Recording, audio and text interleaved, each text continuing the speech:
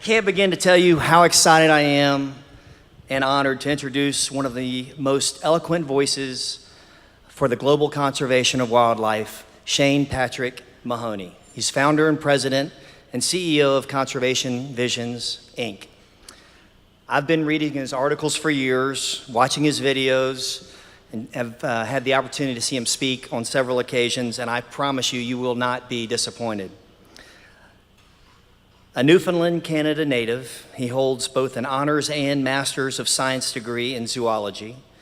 Shane has more than 30 years of experience working primarily as a scientist, wildlife manager, policy innovator, strategic advisor, but he also, in his spare time, is a filmmaker, writer, narrator, TV and radio personality, and lecturer, all within the scope of the greater conservation world, while encompassing both the scientific and professional wildlife communities, as well as NGOs and the hunting and non-hunting public.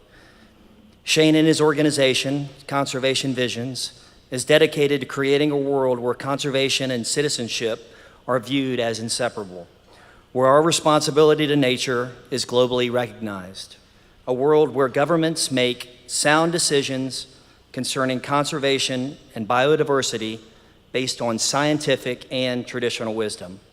We're delighted that he could join us tonight, and without further ado, Shane Mahoney. Well, first I want to say that it's a great pleasure to be here. I've somehow come to a stage in life where I live essentially in a hurricane, it feels. Traveling almost incessantly around the world these days, trying to do what I can as one human being for what I believe is the most important mission facing all of humankind. I really don't care whether one is talking about a European country or talking about Canada and the United States or South America, Africa, Asia. We humans share one absolutely critical fight that we have to win. And that critical fight has to do with keeping wild creatures with us and the places that they require to live. Not just because they inspire us, as we could see when the animals were present here earlier this evening and people were enthralled by them. Not just because we rely upon them directly. Hundreds of millions, billions of people rely directly on wildlife in the world today still for their food and sustenance. But also because if those natural systems that maintain them cannot be kept in a form that will keep their species thriving, then you can be assured that our own species will suffer in pretty much exactly the same way. The last time anybody checked, clean air, clean water, healthy food, an absence of natural catastrophes were part of the things that made a life for human beings in cultures all over the world worth living. I don't know how many Americans know the history of conservation in this country. But it is my impression, and I think the impression of colleagues, many of whom I have come to know very well in this country, that far too few know that history. Many people know America for many great things it has done throughout world history and throughout the time of your development as a nation. But they tend to focus on other things besides the achievements you have made in this world of protecting wildlife and the natural systems that they require. But I can assure you that before this century is out, long, long before this century is out, the 8 billion of us on the planet, moving to 9 and moving to 10, will come to realize that there is no greater idea in the pageant of the human story than the idea that the conservation of nature is our responsibility, and that without us, there is no chance for a planet that is thriving and safe for you, your children, and your grandchildren.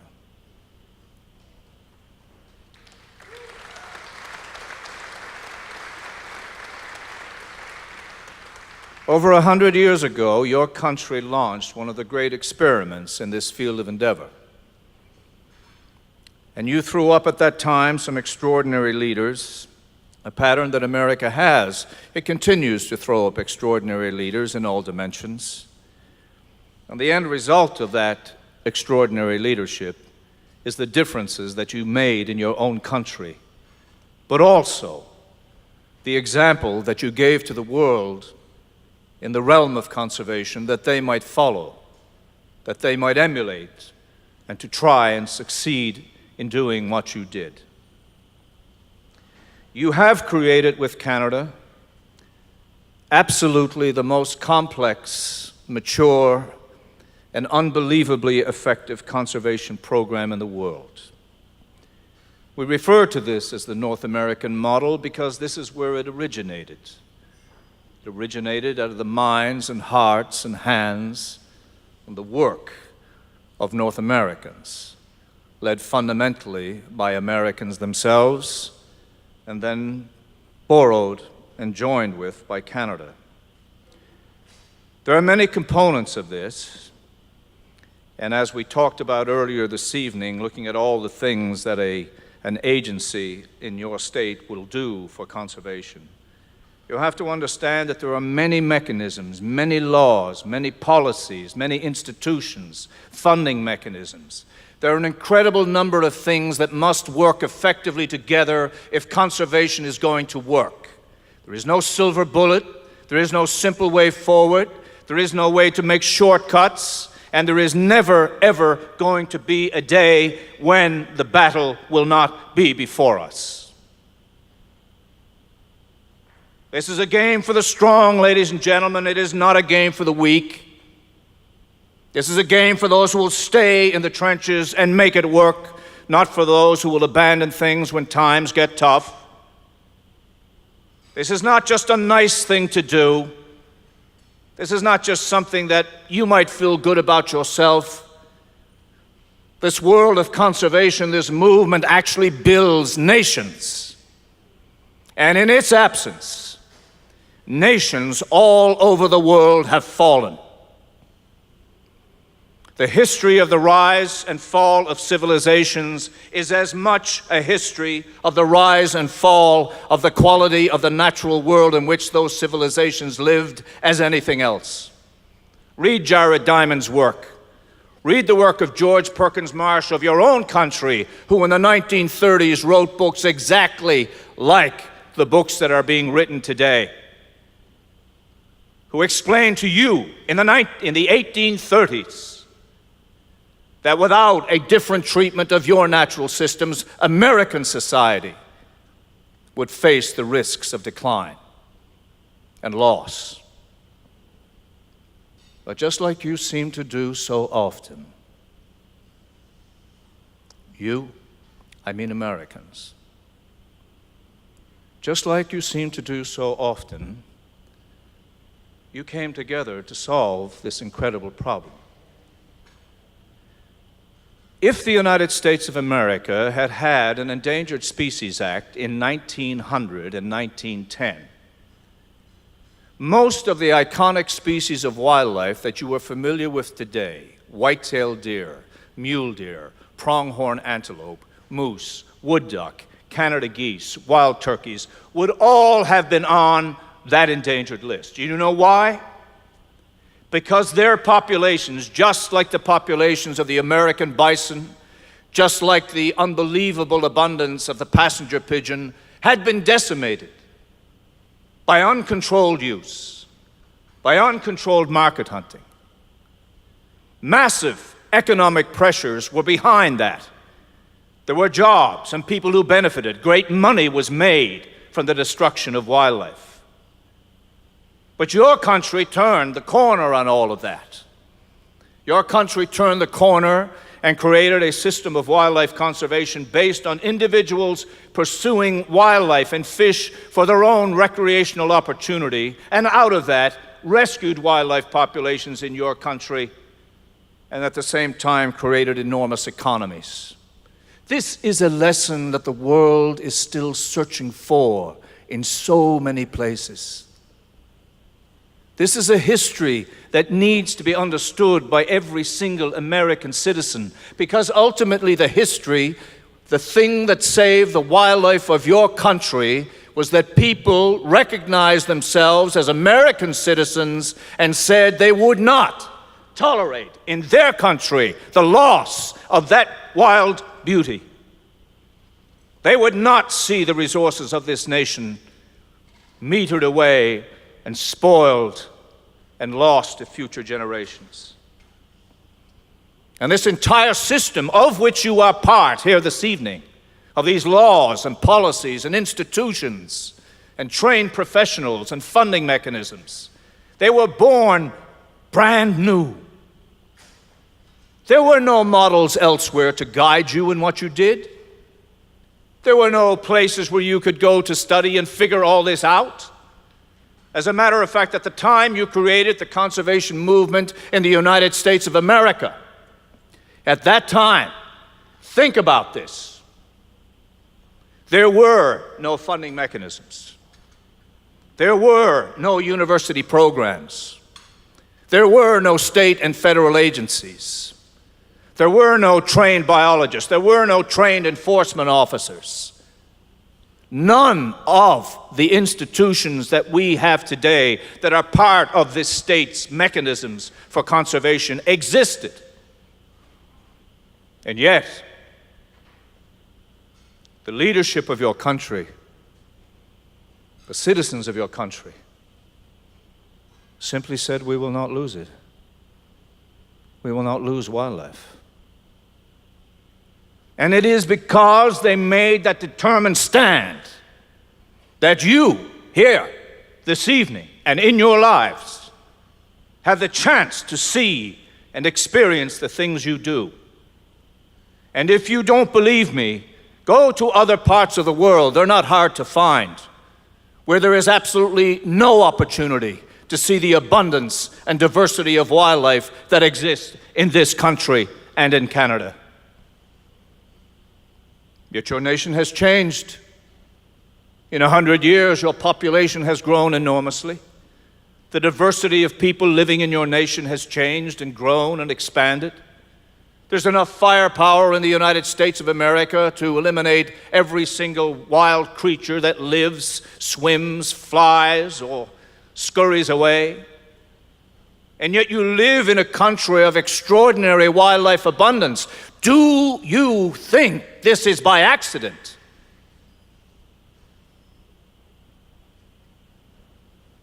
This is because we set it, you set it, as a goal, as a determined objective, something you wish to change and turn from something that was wrong into something that was right, from something that you were losing to something that you would gain. And by virtue of what people like you did 100 years ago, you have the chance to do what you are doing here this evening.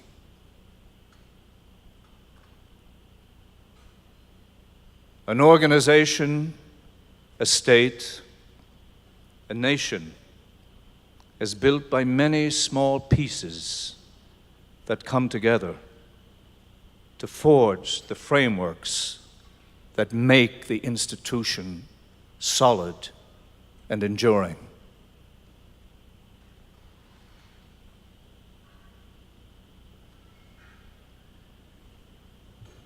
Many times in this field of conservation, we tend to talk about the qualities that were embodied in men like Theodore Roosevelt, Aldo Leopold, George Bird Grinnell, Gifford Pinchot, J.D. Darling, Hornaday.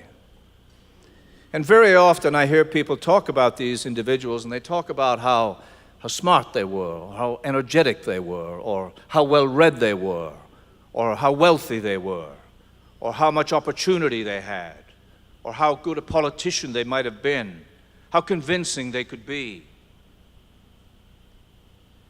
But they shared two things amongst themselves that they share with everyone in this room this evening. And those two things are the only two things that will ever enable us to win the great battles that society faces in conservation or any other endeavor. And those two values, ladies and gentlemen, in my opinion, are philanthropy and service.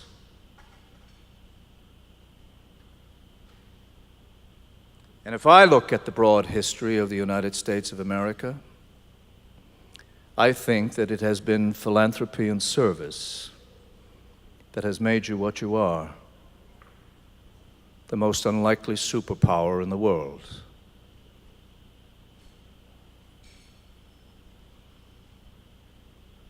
I believe these are the qualities that have set your nation apart.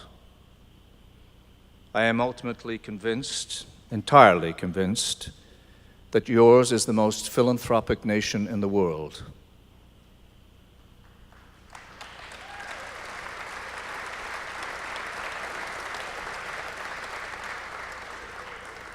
And your philanthropy is not contained only at home.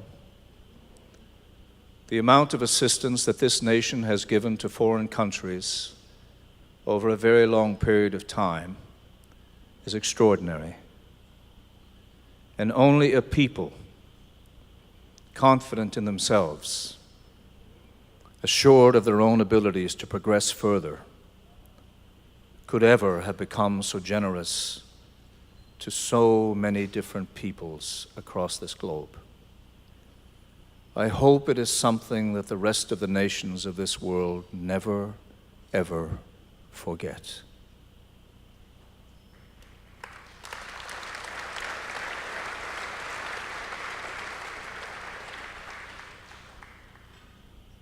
And this is why, beyond the specific purpose of this evening, this is why I have come from a far distant island in the Northwest Atlantic to be here with you for a brief period of time. Because to me, experiencing those qualities in people gives me the strength, the endurance to believe that I can help solve the problems of conservation around the world. I have been coming to your country for over 30 years, speaking, advising, working with friends and colleagues. And I can tell you that no other country in the world, including my own, has ever supported my ideas and my efforts to the extent that your country has. And this is my way of offering a little thanks for decades of that kind of support.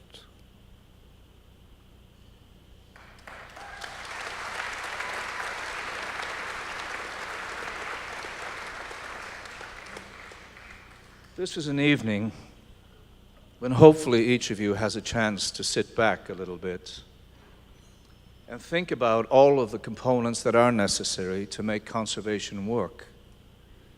The wildlife management programs, the institutions, the science, the conservation officers, the people who work in enforcement so diligently, the people who are capable of understanding animal demographics and data, the people who understand human dimensions.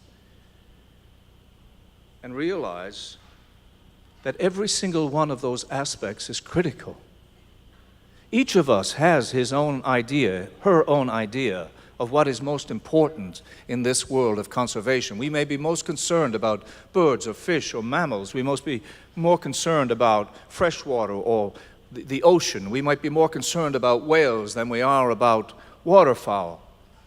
But the truth of the matter is, ladies and gentlemen, we cannot choose. We cannot choose because it is all connected. We have to have it all, or we will have none. Just like a country.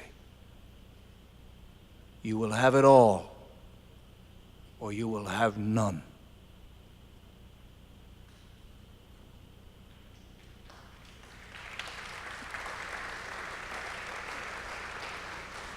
I see in the diversity in this room, ladies and gentlemen, something else. Wildlife cannot be left to one particular group of people or another. We know in North America and other parts of the world, indeed, that those who have used wildlife in a consumptive way, the hunters and the anglers of this country and of this state and of other parts of the world, have surfaced as amongst the most supportive for conservation programs everywhere. This is the truth. This is proven. This is demonstrable.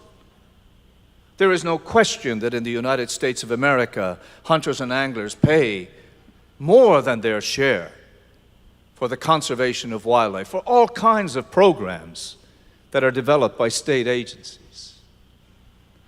But we have to remember that wildlife belongs to everyone, not just those of us who hunt and fish, and we must build programs that bring all people together, and where we identify working for conservation as an act of citizenship. Theodore Roosevelt realized that he could not convince the American people, president or not, to make this great turn towards sustainable use of wildlife and away from the slaughter that was going on that generated so much money for so many people. He knew he could not make that turn in America at that time unless he appealed to one basic aspect of every person sitting in this room this evening, every one of you sitting at every table.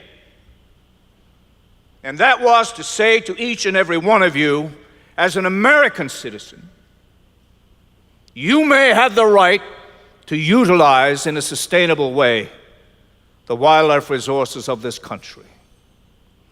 But you have absolutely no right to use them in such a way that future generations are impaired in their use of those same resources. This is a lecture of citizenship, ladies and gentlemen, and it is what set you on the road to creating the greatest conservation model in the world.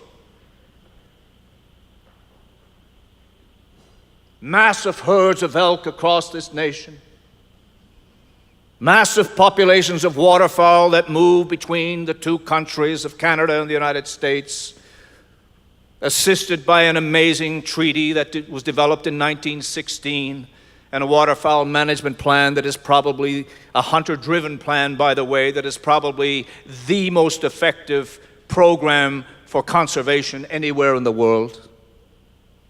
This is all your birthing, and it came out of elites, and it came out of private citizens who had nothing else to give but what was in their heart for their country. And those of us who are conservation practitioners stand in awe of you. Do you know how many countries in the world would like to be able to travel their nation and see the wildlife abundance that America has? You know, how many nations that would like to be able to fish the waters, marine and fresh, to hunt, to recreate in whatever way they want, but to see living wild creatures in such abundance as your country has managed to maintain. Never let generations coming after you forget that this was won by hard work and effort. Never let them forget that it was because of philanthropy and service that this was achieved. Now, I know that things are never easy, but I am here to tell you, as someone who knows the North American system of conservation extremely well, that you here in Florida are now a bellwether for what is going to happen in conservation in your country. This enormous wildlife diversity that you have, and the desire by large numbers of people to come and live where you do, will inevitably bring the conflicts that will become amongst the most challenging problems to solve in the world of conservation. This is already upon you. But through the years,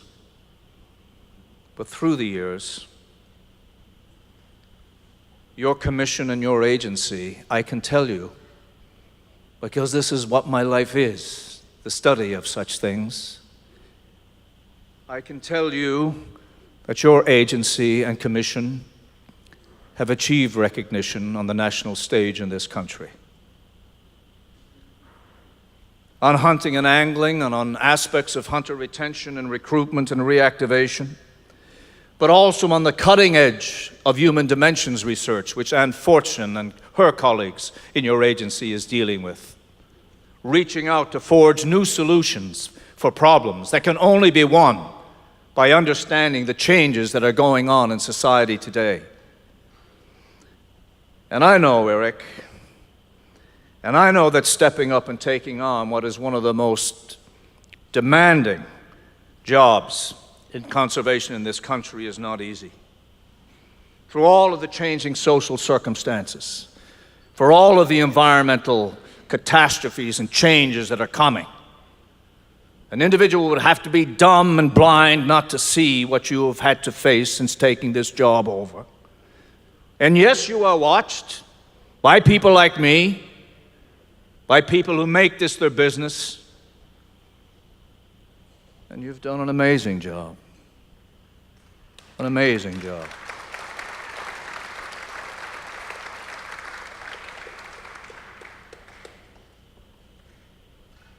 I have met the commissioners, many of them, who take their time and give up their time and effort to make this a greater state and to make conservation work here. I know that your law enforcement is praised far and wide for the assistance it has been giving to other neighboring states that were hammered in hurricanes and other natural disasters. And I know that the very foundation which has put this together this evening is an example of the kind of innovation that all agencies need in this country if we are to survive and if we are to maintain the traditional activities that have meant so much in your lives, in the lives of your parents, in the lives of your children, and hopefully in the lives of your grandchildren. If you ever need more motivation, if you ever need to speak to yourself quietly and say, why should I give more? Why should I do more? First think of your country. This conservation legacy of the United States of America is a precious legacy, ladies and gentlemen. You must not ever, no matter what the challenges, no matter what the debates, no matter how big the problems seem, you must never, ever let it slip. You must safeguard it like a precious resource, like an heirloom that has been given to you by the favorite person in your family, something sacred that you will not lose. And then think about the alternatives for your nation. Think of mountain peaks where wild goats and wild sheep do not run. Think about alpine meadows where there are no elk and there are no mule deer. Think about having a country where you can't even debate whether you should have grizzlies listed or not listed because you don't have any grizzlies anymore. Think about a country where streams are just running water and no great schools of fish flash through them. Think about walking along shorelines without seeing birds. Think about being in gardens where pollinators are absent. If you think that this world cannot come to you, you're wrong. But it will not come to you, I am confident, because what is in this room tonight are those two things that have made your country great, that have made your state great, that have made your conservation organizations great: philanthropy and service.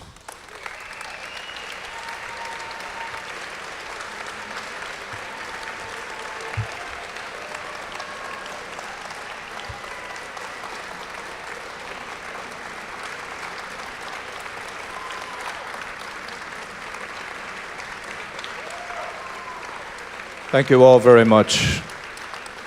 And please give generously, and let's make this an evening to remember. Thank you very much.